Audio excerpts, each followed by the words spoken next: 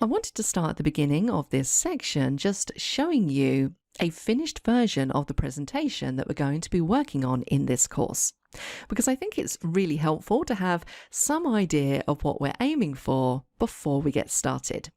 And I would recommend this if you're planning to design a modern, slick presentation from scratch. It's always worth having an idea as to how you want your slides to look and planning them out before you get going. So let's take a look at what we're going to be creating. Now, just to set the scene for you here, this is a presentation for a travel company called Secret Adventures. And its main aim is to really showcase some of its new trips to different clients and customers. So I've built a presentation around this subject. So let's take a look through all of these slides so you can see some of the techniques that we're going to incorporate into our training. So we have this first slide here. This is our title slide. We have this really nice effect of an image in the background, but it's kind of faded out. We have this transparency over the top. You can also see that we have some cursive text in the background as well. So this just elevates this presentation from being rather boring to a little bit more interesting. We have the company logo running across the top and some text in the middle, and also a little welcome message. So this is an audio file that we can play, welcoming people to this presentation. If we move on to the next slide, what do we have here? We have a summary section. And this has been created using one of the newer features in PowerPoint called Summary Zoom. And what this enables our customers to do is basically pick their own journey through this presentation. So if I run this slideshow, and don't worry if you don't know how to do that at this stage, I can decide what it is I'm most interested in. So maybe I want to see the prices. I can click on the prices slide and it's going to zoom me into that particular section. So I'm going to show you how you can incorporate this type of thing into your deck. We're then going to move on to creating divider slides, and I have quite a few of these throughout this presentation, all with differing images but the same kind of layout. If we play this slide, you can see that we have a transition and also some animation applied to this picture. We're also using what we call a merged shape in here to get this photograph to run across 4 separate shapes. So I'm going to show you how you can achieve that effect. If we move on to the next set of slides, this is where we can meet the team. And take a look at this. When I move on to the next slide, we get this really nice morph effect, which makes our presentation look less linear and more like it's animated. So I'm going to show you how you can use the new morph transition. The next section, we have one of those divider slides again, with just the picture switched out, and then we have an our destination slide. And this is similar to the summary slide in a way, but it's built slightly differently. This time users can click on an image and it's going to zoom them into that particular slide as opposed to section. So this is created using slide zoom. So I'm going to show you how you can work with that. We're also going to take a look at things like custom motion paths. So you can see here, this is showing the route around Australia that the Australian tour takes. So you're going to get to learn all about the different types of animation that you can apply to your slides, including how to use these custom motion paths. We're going to see how we can insert basic tables into our slides and how we can format them, as well as how we can create really nice looking diagrams. And I'm going to show you a couple of different ways that you can do this using SmartArt and also doing it manually using shapes and elbow connectors. We're going to take a look at how we can insert charts into our presentations to display different pieces of data. And also how we can incorporate things like motion video backgrounds into our slides and things like QR codes. Now we're going to cover a lot more than the things I've just briefly highlighted there. Of course, we're going to go through absolutely everything that is essential for you to know in PowerPoint, and I'm going to be throwing in lots of tips and tricks and useful keyboard shortcuts along the way. And before I forget, right at the top here, I have a group that is collapsed up. We have a custom intro in here as well. So we're going to be taking a look a lot at how you can deliver a presentation and also set up slideshows in different ways. So whatever question you might have, I'm pretty sure that we have you covered. And hopefully you have more of an idea in your mind now exactly what we're building and what we're aiming to do. So let's kick off our journey through PowerPoint by running through some of the golden rules, the do's and don'ts of creating PowerPoint presentations. I'm going to jump over to the next lesson, and I look forward to you joining me. Before you dive headfirst into creating a presentation, it's important to think about the golden rules of presentation design. So in this lesson, we're going to run through some of my favorite tips and tricks and best practice guidelines, which you should really take into consideration before you start working on your presentation. These can really make the difference between a presentation that's unprofessional and doesn't look very nice and one that's slick, modern and efficient. The first thing you need to do is establish what the goal is. What are you aiming to achieve with this presentation? Are you pitching an idea to a client or your CEO? Are you trying to sell a product? Are you showcasing a new idea or providing training? Working out what the goal is really important before you start designing your slides. If this is a presentation that's going to a client, you want to get straight to the point immediately by identifying the problem that they have and then showing them what the solution is. In other words, how you can help them. By doing this right at the beginning, you get their buy-in and they're going to be a lot more interested in the rest of the slides that you have to show. And if you're presenting things like charts, make sure they effectively show what's important to your client, your CEO, or your stakeholders, and make sure that data is presented in a clear fashion. And if the end goal of your presentation is to get your audience to take action, to do something, then make sure you have those steps listed out really clearly. So it's very important to know what the goal is of the presentation first of all. Tip number 2, know your audience. It's really important to know who you're going to be presenting to, because that can really affect a number of factors. It can affect how you design your presentation, the types of images you include, what types of fonts and colors you use, the messaging that you work into the slides. So you need to establish who is going to be watching, find out what's important to them so that you can highlight those key things. And also, what's the environment? Are they going to be watching this at their desk? Are you going to be presenting it in a room? Or is it going to be emailed to them?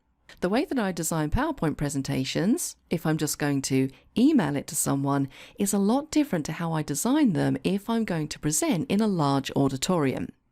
For example, if I'm presenting in a large auditorium, I want to make sure that even the person right at the back can see clearly all of the text that I have in my presentation. So I'm probably going to use things like larger fonts, larger images, a lot less text, things like that. So know your audience, know what's important to them, and know what the environment is where they'll be watching. Tip number 3, create an outline. And an outline is really very similar to a storyboard. So if you're going to create a long presentation, make sure that you have an idea as to the flow of that presentation and the types of things you want to include on those slides. I always find it really useful just to create a quick outline to remind myself what I want to put on each of my slides. Tip number 4, decide on visuals. Visuals are such a huge part of PowerPoint these days. A picture speaks 1,000 words, and sometimes using a picture as opposed to text can deliver your message in a much better way. So think about if you want to use photography or if you want to use animated images or maybe cartoons. Think about the types of charts or graphs or infographics you might want to include. Do you want to use icons in your presentation? Or what about your own videos or even motion video backgrounds? Think about the color scheme that you're using. Is it consistent the entire way through? Are you using branded colors? And also think about the font style that you're using. Some fonts are definitely better for business presentations than others. So consider all of the visual elements of your presentation prior to building it.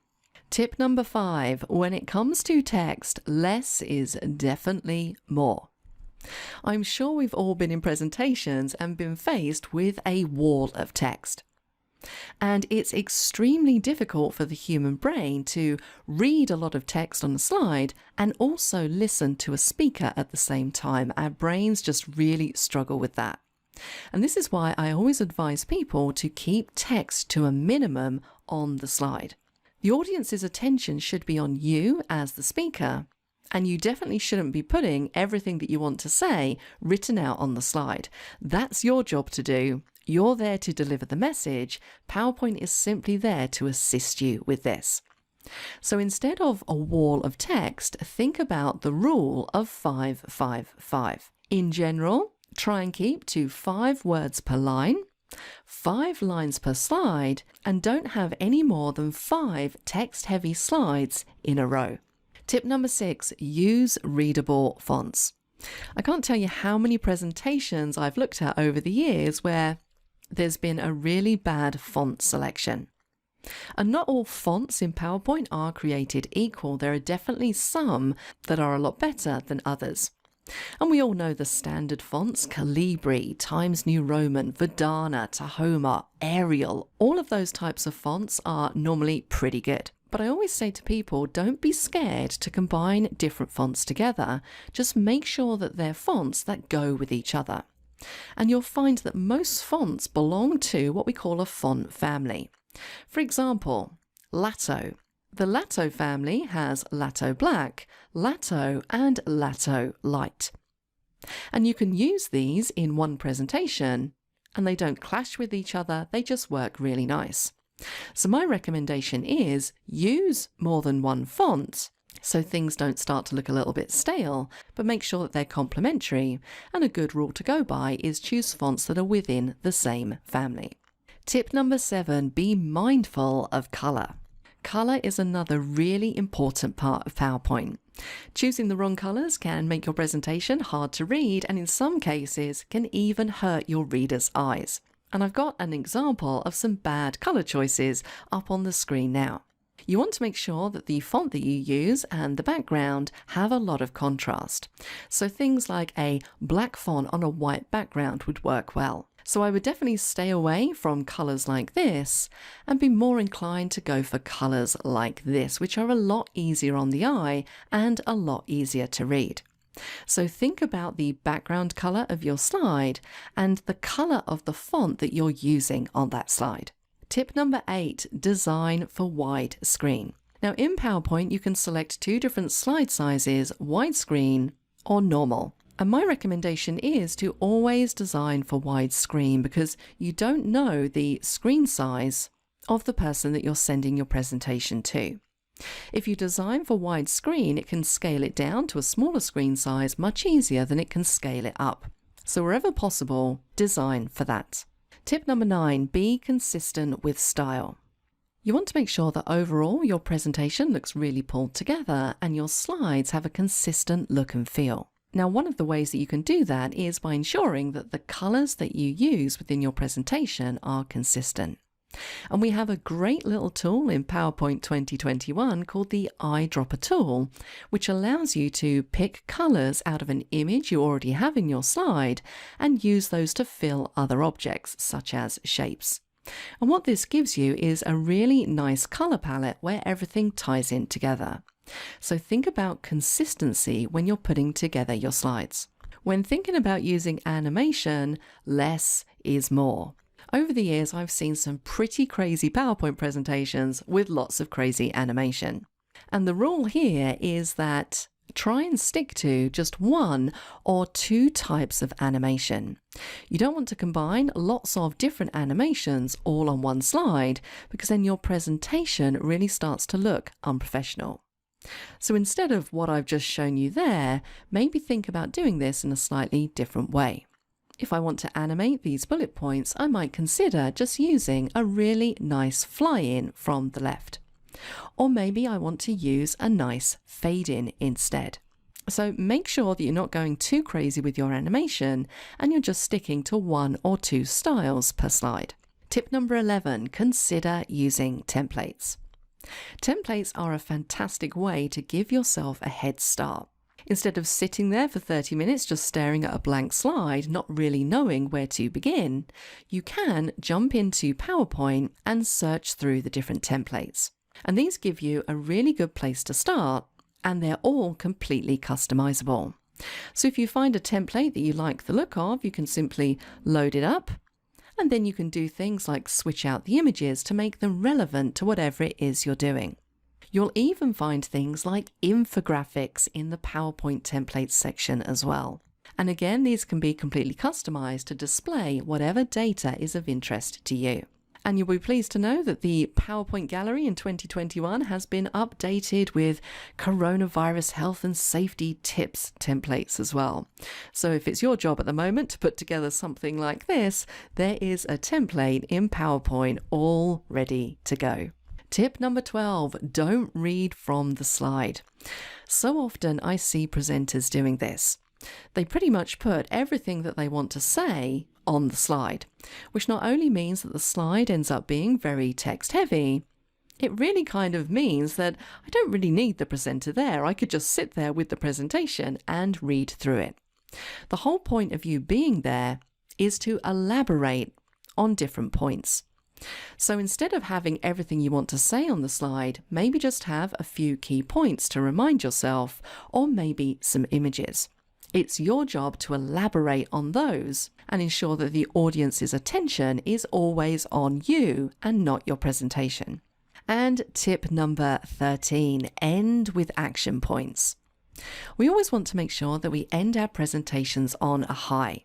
And I always like to leave my audience with some action points at the end.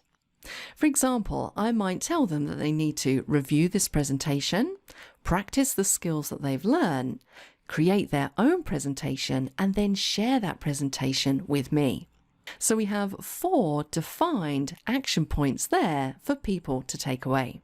Also make sure that if you have things like social media that you'd like them to connect with you on, make sure you have a slide that has those in. And you'll also find in PowerPoint 2021, we can add QR codes to our slides as well. So if you want to direct participants to a particular website, this is a lot easier for them as they can just simply scan the QR code on their phone. So those are my top tips for putting together a really awesome PowerPoint presentation. And we're going to explore a lot of these as we go through this course.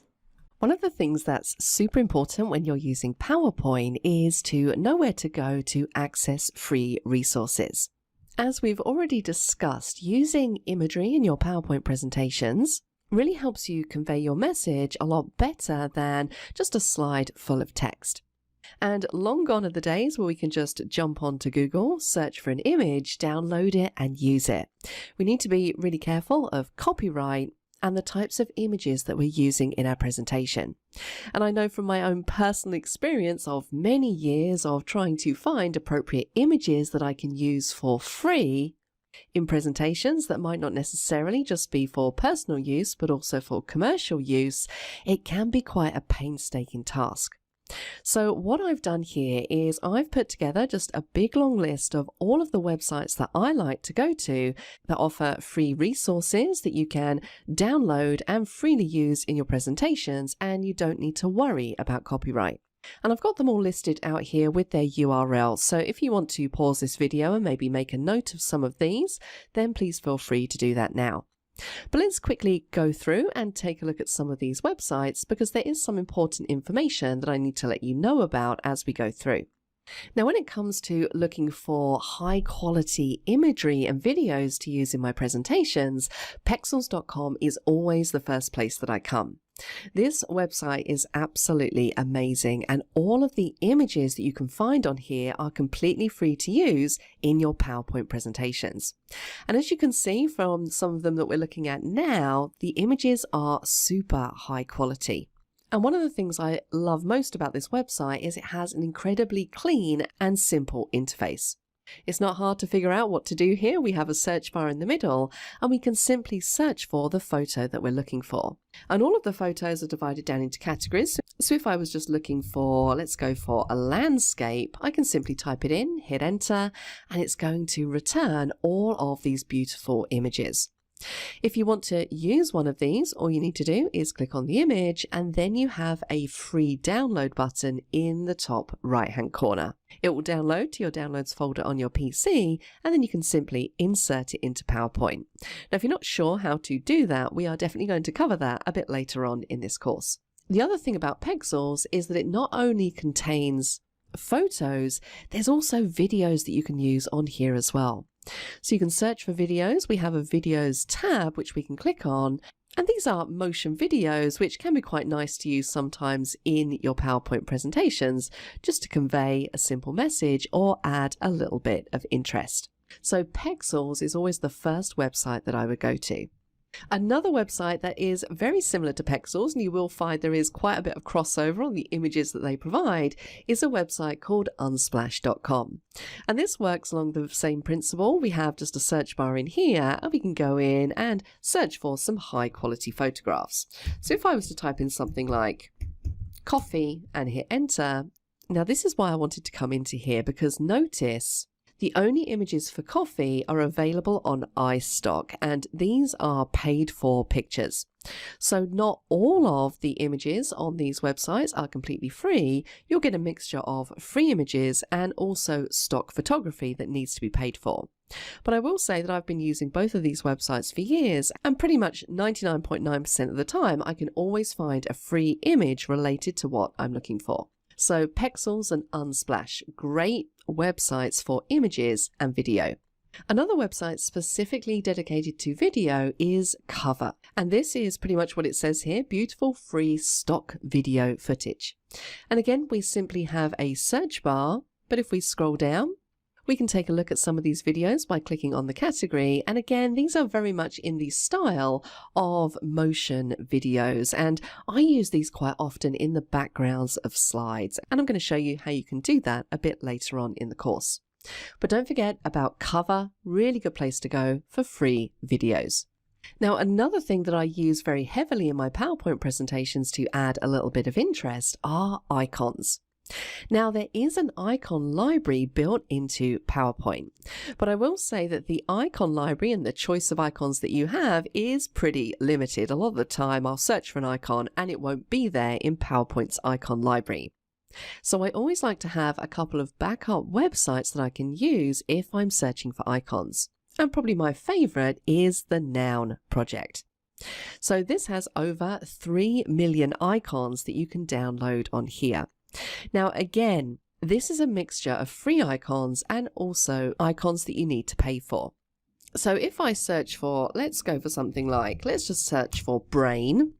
It's going to go away and it's going to find all of the icons related to brain. So if I was to click on something like this, I can choose to download it as an SVG or a PNG. Now, it's worth noting that I have a paid for account on the Noun project, so I have access to all of the options.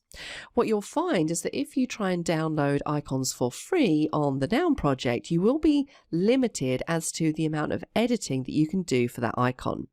For example, if I had a free account, I'd only be able to download this image as a black or white image.